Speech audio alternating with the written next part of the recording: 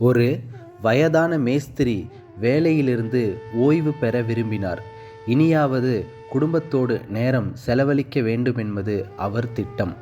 முதலாளியான கான்ட்ராக்டரிடம் இந்த முடிவை அவர் சொல்ல, தனது நீண்டகால ஊழியர் ஓய்வு பெறுவதில் கான்ட்ராக்டருக்கு லேசான வருத்தம். சில வினாடிகள் யோசித்தவர், எனக்காக ஒரு உதவி செய்ய முடியுமா என்று கேட்டார். இன்னும் ஒரே ஒரு வீடு மட்டும் கட்டி முடித்து கொடுப்பீர்களா என பணிவோடு கேட்டார். மேஸ்திரி அதற்கு சம்மதித்து பணியை தொடங்கிவிட்டாலும் அவரால் முழு ஈடுபாட்டோடு அந்த பணியில் கவனம் செலுத்த முடியவில்லை. ஏதோ ஒரு பொருளை பயன்படுத்தி ஏதோ ஒரு வடிவமைப்பில் ஏனோதானோவென்று வீடு கட்டினார்.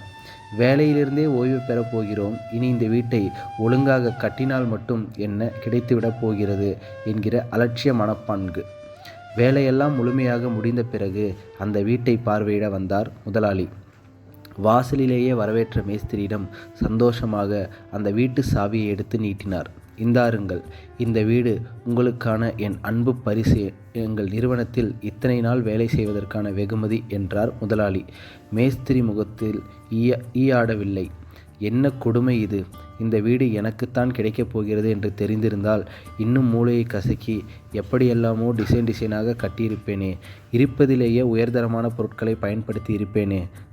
இப்படி அநியாயமாக ஏமாந்து போய்விட்டேனே என்று மனதுக்குள் ஏகமாக புலங்கினார்.